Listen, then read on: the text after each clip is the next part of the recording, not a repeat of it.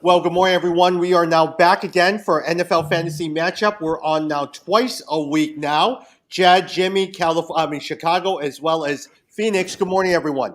Morning. Morning. All right, before we start, and I know today we want to look at QBs, and we also want to look at the AFC South.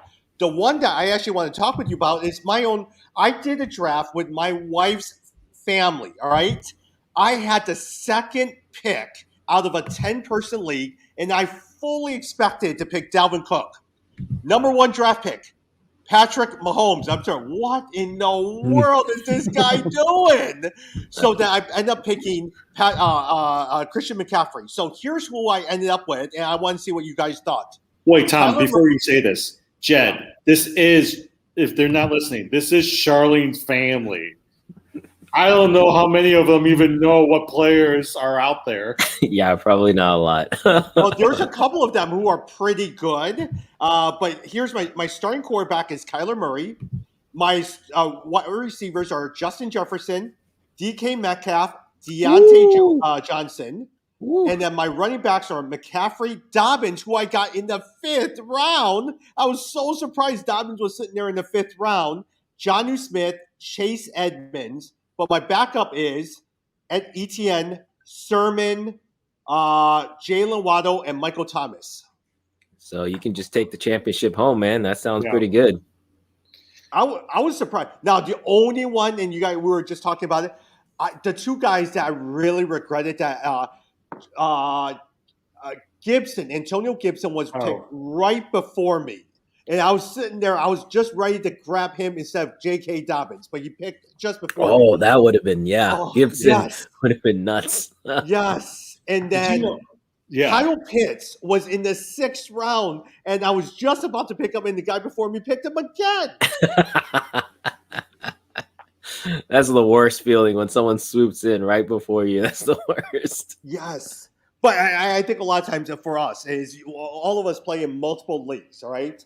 And I bet you a lot of times people are not familiar with the rookies or the sleepers that you and I, both of us, all three of us look at all the time. Okay, so there was this debate on ESPN the other day, and they said, in a snake draft, what position do you like the best? I never understand this when people are like, oh, I want 9 or 10. Mm-hmm. You always want to be first. Like, if you look at the teams, like, you want to be early. Like, I just don't get the argument. If you want to say, like, oh, the difference between, like, 3 versus 6 or something, but the difference between 1 and 10 is big, right? Like, I just don't understand people who say that. Yeah. I'm more of a middle-of-the-road type of guy, right? Like, I can handle 1, I can handle 2, but I really like the 4 and 5 position just because, like, I feel like you get a good chunk of players that always comes to you and you have a wider selection. Because when you're at 1 and 2, I mean, unless you're like Tommy's family who picks up Patrick Mahomes in the first pick, you usually know who your picks are, right? But you have a little bit more flexibility and you can play around with your team a little bit more at 4 or 5.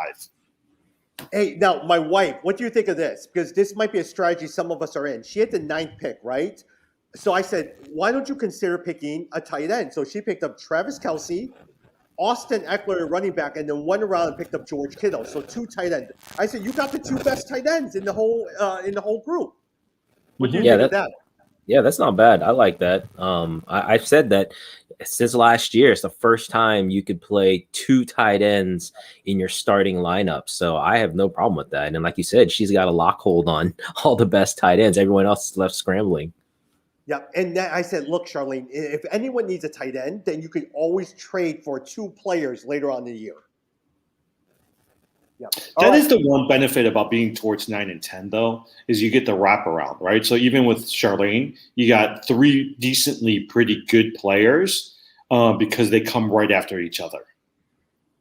Yep. Hey, let's go over to the AFC South. I know Jimmy has to run in about 20 minutes, and then Jen and I are going to finish recording as well, too. Let's start with Ryan Tannehill. Look, I mean, no one ever expects – when you think of quarterbacks, Ryan Tannehill is probably not in your top quarterbacks, but if you wait for a quarterback and then suddenly in the 10, team league, you could probably get him as one of your last quarterbacks. Jed, let me start with you. What do you think of Ryan Tannehill? Is that someone that you would aim for? Yeah, no, I don't think that Ryan Tannehill should be one of the starting quarterbacks in a 10-team league or a 12-team league. I mean, he's at the back end of that, but especially, with Julio coming over, I mean, that is a stacked lineup for him. Now, the concern is, are they going to, focus on running more? But I actually don't think so. I think, if anything, they may want to save Derrick Henry a little bit. I like Tannehill. I don't have a problem with that. Jim, speaking before I go, I actually want to talk to you about the wide receivers.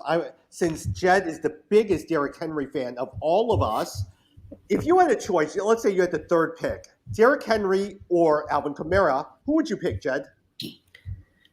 Oh, for me, I'm definitely picking Derrick Henry. I know Kamara with especially PPR leagues, there's that extra benefit, but especially at the confusion at the quarterback position, I still cannot believe that Taysom Hill might be the starting quarterback. That just blows me away. But no, for me, that's a no-brainer. I'm taking Derrick Henry there all the way.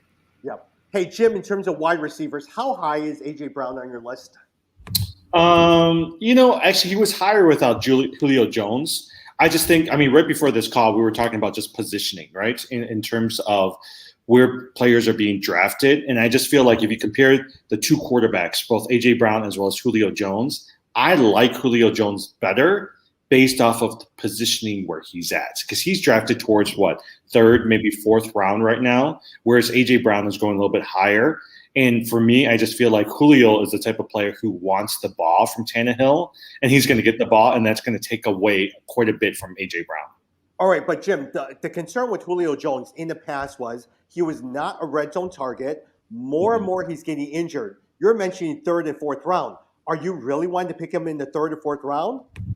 Yeah, look, if he falls to you, right, I still think he's in the top, 15 wide receivers. So from a draft perspective, you're drafting him around, I'd much rather have a Julio Jones than a Deontay Johnson, just because of where he's at and the potential that he has. A.J. Brown, I think, will get quite a bit of the red zone targets, but remember, they always love to give it to their tight ends and Derrick Henry.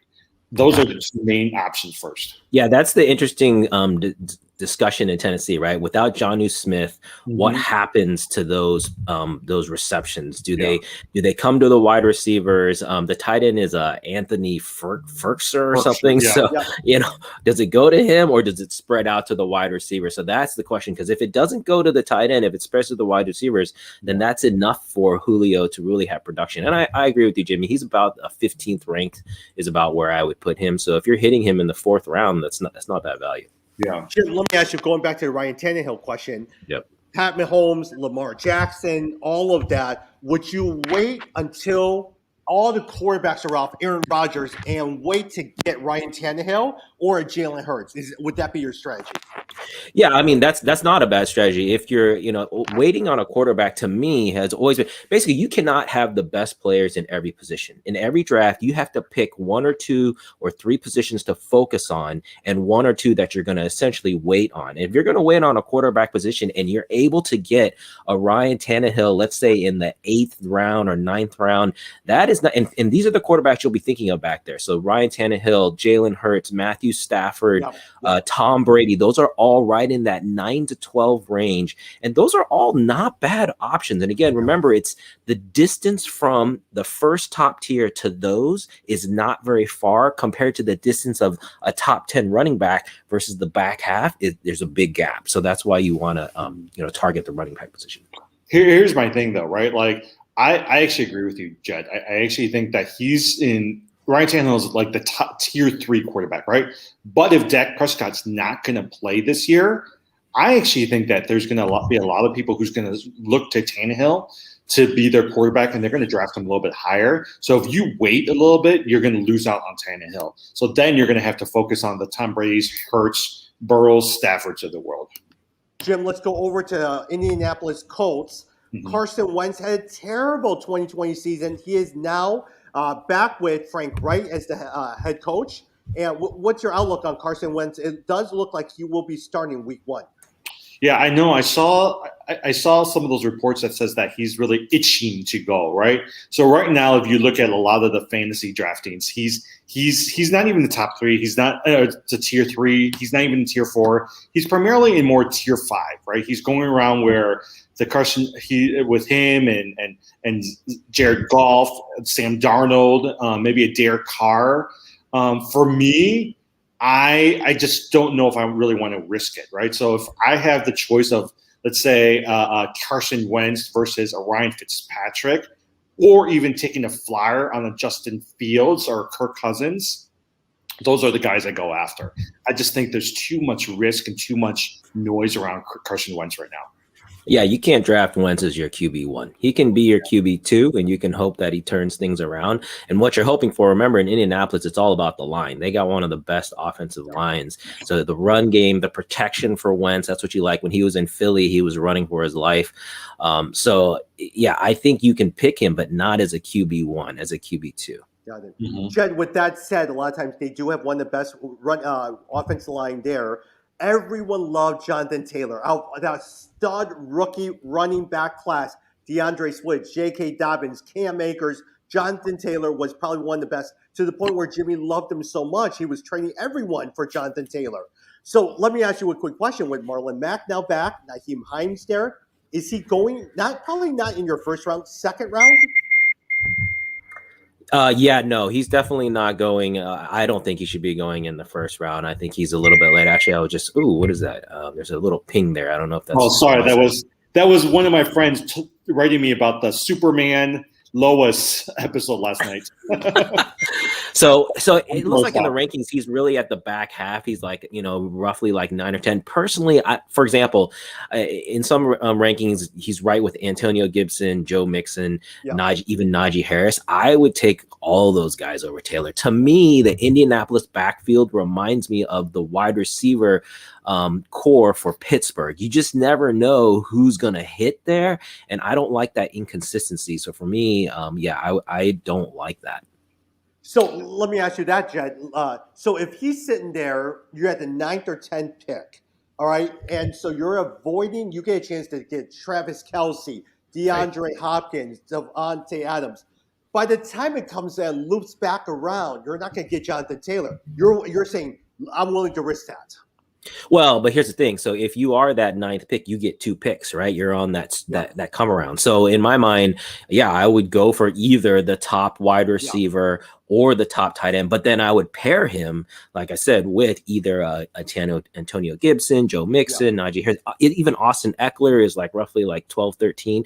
You can get any of those. And to be honest, I'd feel safer with that. I mean, I think basically Taylor saved his season last season because of his touchdowns. That's what saved him. If he didn't get those, his season would have been pretty horrible. Yeah, I agree with you, Jed. I'm surprised how high he's being drafted by most people, right? Because you're looking at him above an Eckler, you're looking at him above a Harris, and even above a Gibson. And for me, at least those 3 have the potential of doing so much better than Taylor right now. Man, Gibson to me is one of the big. If people aren't realizing what's happening in Washington, you are totally missing out, because Gibson could be top 5, maybe even top 3 end of the season. I mean, there's no way he should be going outside the top 10 in my opinion. You know what?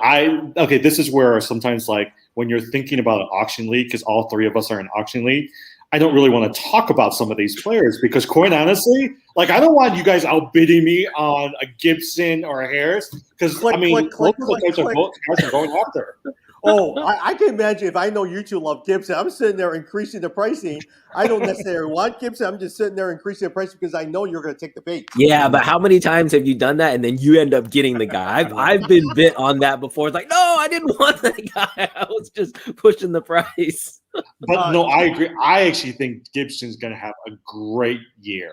And for me, like Taylor, I like Taylor a lot, but I'm going to choose Gibson way before I choose Jonathan Taylor. Yeah. Hey, let me ask you guys a quick question. Is T.Y. Hilton, Michael Pittman, Jack Doyle, Jim, I mean, are you even looking at any of the wide receivers, or are you going to say, you know what, let's just see how they do and leave them on waivers? No, I just don't, right? Like, this is a strategy. And again, I think Matthew Berry at ESPN really talks about this a lot, right? For me, you know what you're going to get from the T.Y. Hiltons of the world. They're going to be consistent. They're going to get a certain number of points. But honestly, they're going to sit on my bench every week because I really don't need them. If I had a chance to pick up a person like him or an Alexander Madison from the Vikings or Tony Pollard from Dallas Cowboys, I'll pick those guys first because I know if the starters go out, like if Dalvin Cook goes out or if Ezekiel Elliott goes out, all of a sudden those guys vault from number 2 to number 1, and they're going to give me a great fantasy week. So I'd much rather pick those guys. The T.Y. Hiltons of the world, Michael Pittman to me may have some potential of Hilton's out, but right now I'm not picking any of those guys. Yep. Any other comments on that one before we move to Jaguars here, Jed? No, only thing I was going to say is, keep a flyer on Jack Doyle. Just pay attention because if the passing game is really weak, that's one safety valve that might help, Carson Wentz. And, he could be someone like you pick for like a bye week or something. What, you don't like Mo Alley Cox? He did have a couple of weeks where he did pretty well last week. Yes, that's true. Hey, switching over to Jaguars, Jed, let me go to you. If you had a chance, Travis Etienne or James Robinson, who are you picking first? Oh, that's such a tough call, man. I still can't believe this story because in my mind, James Robinson, the way we're talking about Antonio Gibson is what James Robinson was last year. James Robinson just came out of nowhere. Everyone's like, who is this guy? And he was so consistent, so good. And then they draft Travis Etienne. Yep. For me, now, I was thinking Etienne is the guy. That's who I would want because it seems like, Trevor Lawrence is almost kind of pulling him along with him saying, hey, we both want to start together. But honestly, I think production is going to win out. And I think Robinson, he's only in his second year. He's just going to get better. And I think Trevor Lawrence is going to realize, man, I need this veteran guy behind me. It gives me protection, helps me as a rookie quarterback. So I think Robinson's the guy. Yeah. Hey, Jim, last year, James Robinson finished as RB7 in 2020 despite missing 2 games. 289 total touches, 1,400 combined yards, 10 total TDs. If you were drafting, is he even on your radar? I know a lot of times you pick them up in Dynasty. Did you collect him, keep him as your Dynasty player? I did not keep him in my Dynasty league, I will say. There were a couple other players I picked ahead of time. I agree with you, Jed. The thing that also intrigues me about Robinson is it wasn't like, if you look, I forgot where they rank, right? But Jacksonville did not feed the ball to Robinson and its running backs that much. I think they were on the lower tier. And yet he still finished as RB7. So for me, I'm like, he's got tons of talent. The problem goes with Etienne. I still much rather choose Etienne because of the ceiling and the potential than Robinson because I think, and this is just my guess, Urban Meyer, Lawrence, they're going to want to make Etienne to be successful, and I think they're going to feed the ball, both receiving as well as also rushing. Yeah, for either back, one thing I'll say, though, is you can get them very cheap, right? Mm-hmm. They're ranking in the, roughly in the 25th, top 25 running backs. So that means you should be able to get both of those guys 8th, 9th, 10th round. If you're doing an auction league, you're talking like $20 maybe. So that's a pretty good value for someone that could really potentially hit and blow up. Again, this is why the podcast, you don't want people knowing these things, right? Like, because you're right. You can get ETN, you can get Javonte Williams. There's some really good value at the running back level if you wait a little bit. Well, I have a feeling that the three of us, some of the players that we play in the league that we play with, will sit there and bid on high players. The three of us will be sitting there picking apart some of these values that we're talking about right now. Yeah, but remember, we're in a keeper league, so there's not as much, there's not as much to peek through. So it's going to be very interesting for us this year, especially because last year was our first year doing it, and then this year is the first year people, marking who they kept. So it'll be different. Hey, I'm going to save Trevor Lawrence for our QB discussion. Jed, DJ Chark, Chenault. Are they even? DJ Chark had a wonderful rookie year. It was terrible last year. Are you looking at both of them? And Chenault, I saw some people pick him in near the end of the draft. What do you think? Yeah, I think as a flyer, I think Chenault, that's interesting. I haven't actually seen what's come out. Yeah, DJ is a really tough one. Again, I think similar to ETN, similar to Robinson, he's going to be. You can get him really, really late. It's looking like in the rankings, he's outside of the top 25, so he's pretty far down there, which means you should be able to get him for a pretty cheap price, and the talent is there, and he is the number one wide receiver there. So if Trevor Lawrence, and I know rookie quarterbacks historically have not been able to be that great, but you just look at Justin Herbert last year, right? And he really blew up. And even Joe Burrows before he got injured. So there is potential there. And if that happens, it's going to be DJ Chark eating up all those passes. So I'm going to have to jump off here in a few minutes, but don't underestimate Marvin Jones. I actually think that the first few weeks, because Chark might still be injured, right, kind of. But I actually think Marvin Jones is going to be a good safety blanket for Trevor Lawrence.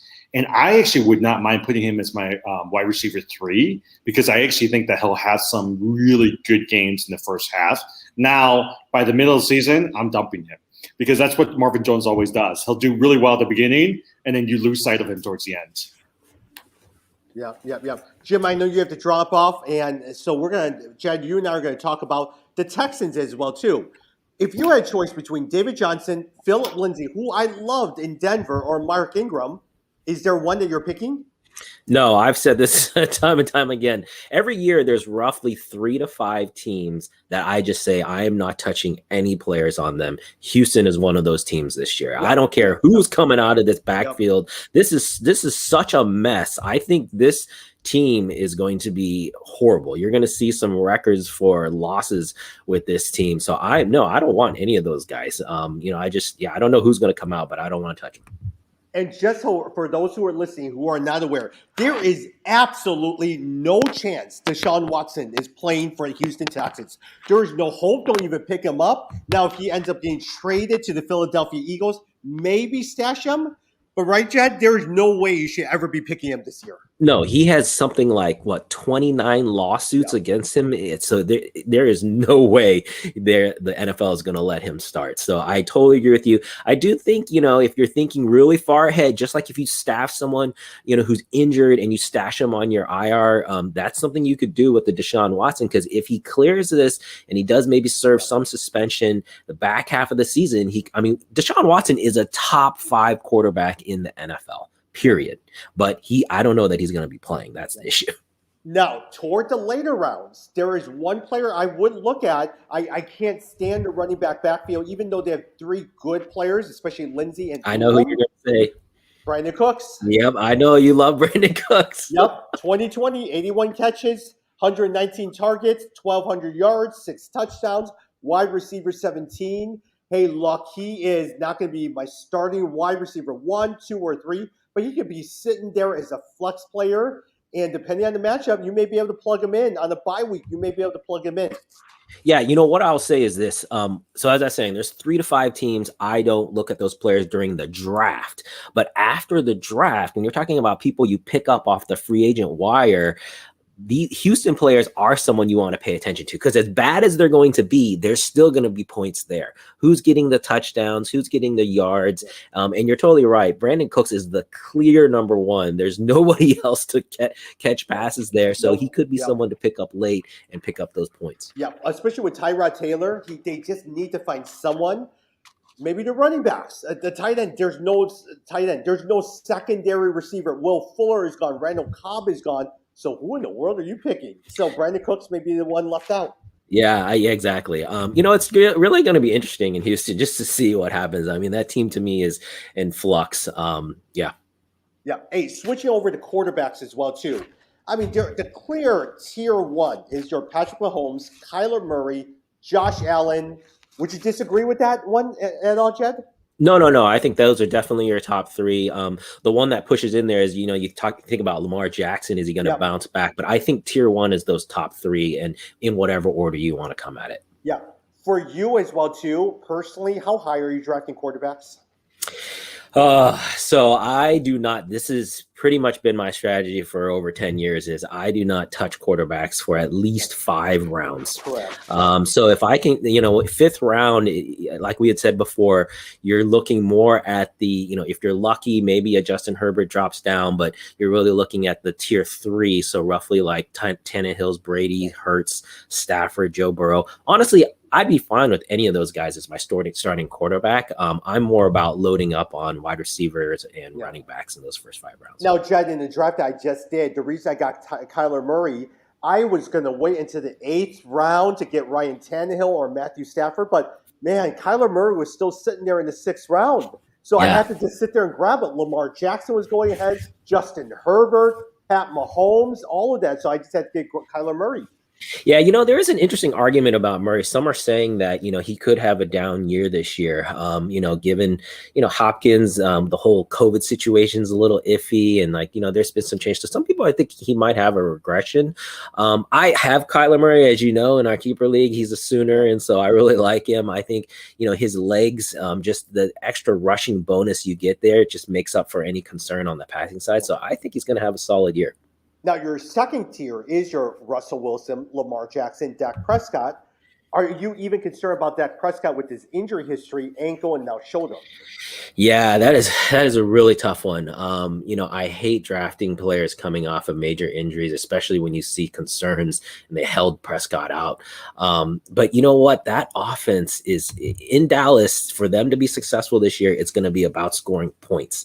And so it's hard to shy away from that. I think it would be hard if Prescott was, let's say in the 4th, maybe 5th round, and a Prescott is available, that's going to be hard to pass up because there's a lot of points there. Because now, at the same time, if Prescott was sitting there and Aaron Rodgers was sitting there in the 5th round, who would you pick?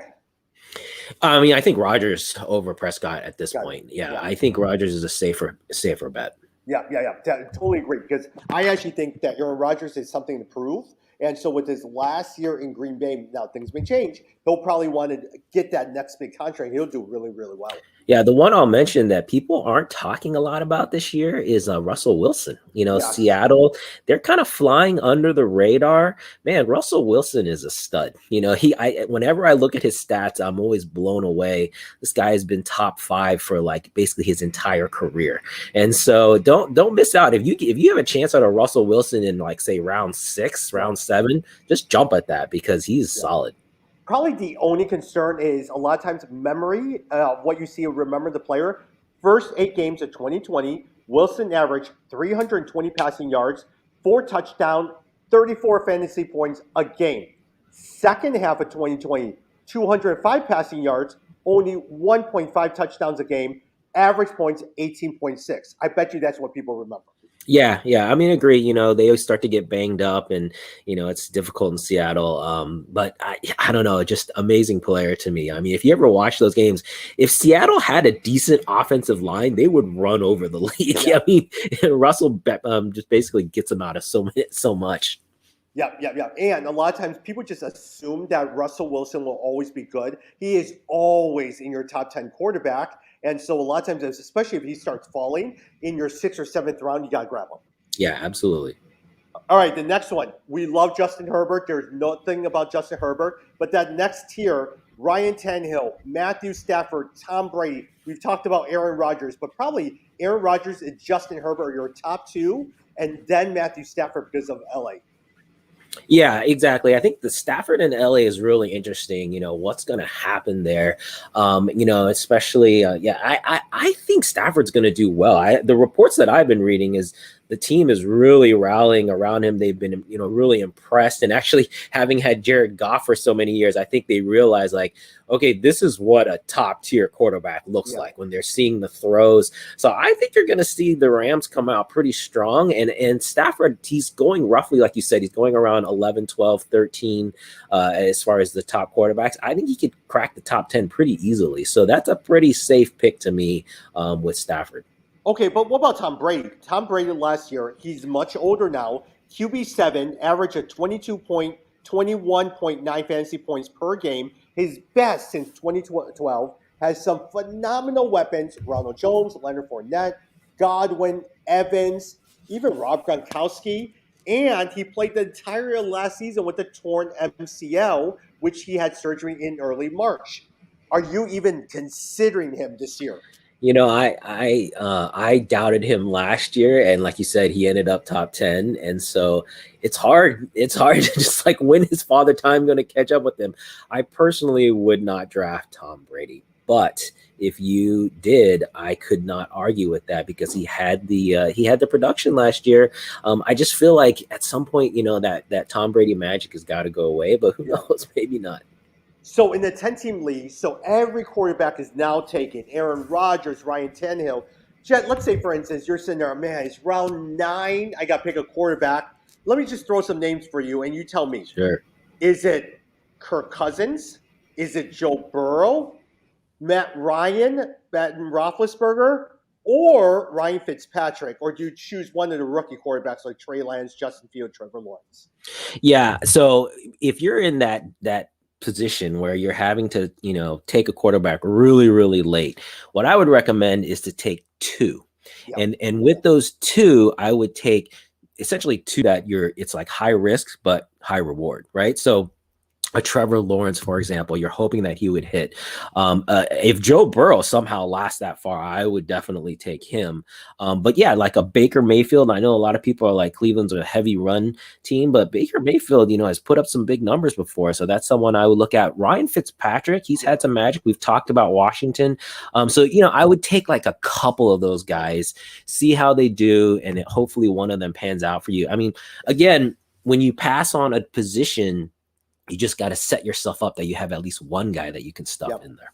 And in some sense, I actually would, going with your strategy, I would probably look at seriously a Ryan Fitzpatrick with their offense. And he has proven as a gunslinger, he'll throw over 300 yards. I probably will avoid Matt Ryan and Ben Roethlisberger just because they're older. And a lot of times, Matt Ryan probably has lost Julio Jones. He has Calvin Ridley and Kyle Pitts, but still. And then go with someone like a Trey Lance would be very, very good, or Joe Burrow would be very good. And would my eye focus on someone like a Justin Fields? Yeah, the bottom line is those older players, what their ceiling is, whereas the younger players, you don't. And so that's what you're trying to gamble with is, could they have a breakout season? That's what you're hoping for. And I think that's at that kind of a position, I think that's fine. Yep.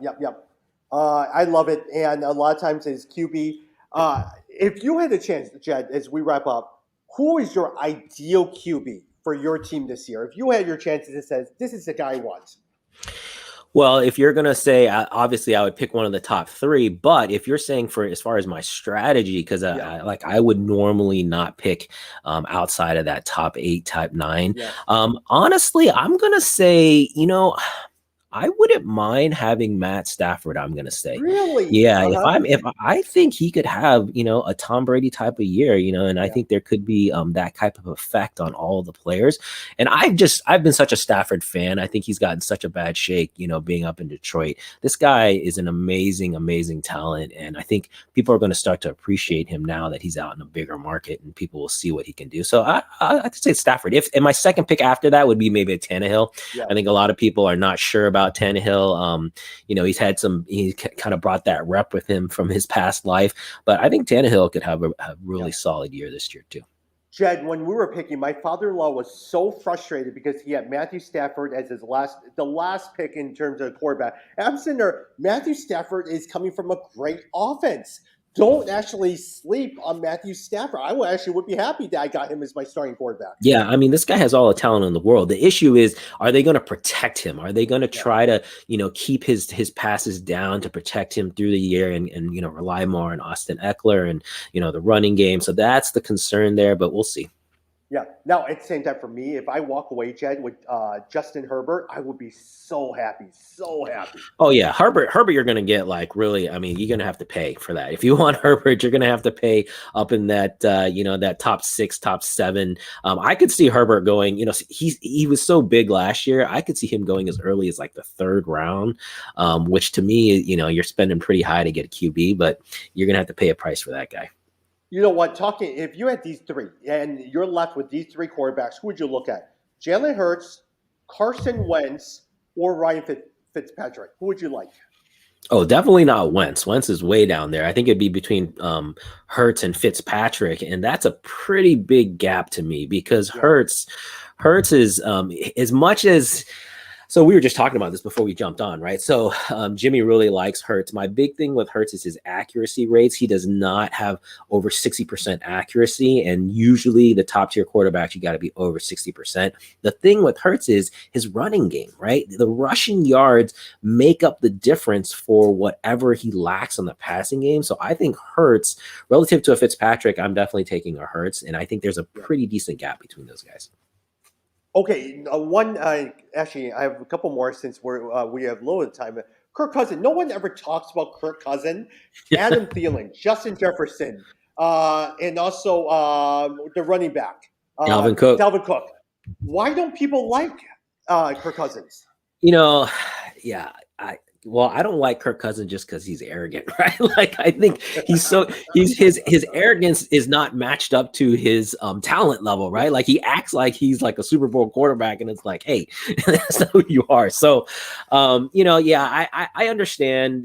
He's just not consistent enough. Like you want to like him. He'll have a couple great games, and then he'll have a couple horrible games. So I understand it's definitely a consistency issue, and I agree with that. I mean, he's roughly in the 15th, 16th, rankings. And personally, I would stay away from him. There's other people, I'd even pick like say a Matt Ryan over a Kirk Cousin. Like I think there's a better ceiling there. Yeah. Would you also have your eyes on Mack Jones? Oh man, Mack Jones as a flyer, yes, as a QB2 for sure. I think I would definitely consider Mack Jones. He's been impressing me. I didn't, after the draft, I was like, I don't know what this guy's going to be like. But if you listen to the stuff coming out of camp, he's supposedly pushing Cam Newton for the QB1. But that there's no way Belichick's starting a rookie as his starter. But everyone who's listening to this, do not pick. There is one advice, right, Jed? Don't pick a quarterback in the first round unless you absolutely love that QB, because look at some of the rookie quarterbacks that might emerge. Trevor Lawrence, Justin Fields, Zach Wilson, all of those guys, Mack Jones, all of that. There are so many good quarterbacks this year. If you're in a 10-team league, you have a selection of so many. You will not be struggling with that. Pick and build up your strength in terms of your running backs and your wide receivers. Use those as trade chips, and you will be fine. Yeah, I mean, generally I agree with that, but I also think, fantasy is about playing for fun. So if you've got a quarterback that you just absolutely have to have and you love him, go for it. But I agree, even if you love a guy, don't take him in the first round, because you can get him in the second round. And then at least you got the first round pick to get a good RB or wide receiver. Yep, very good. Jed, thank you very much. We'll see you guys next week, and we're going to talk about AFC East. I want to talk about the AFC East, and I want to talk about sleepers as well, too. So, Jed, thank you. Yeah, it sounds good. We should make our picks, too. We've been going through these divisions, but we should start making our picks and talk about Super Bowl picks, too. You got it. We'll talk soon.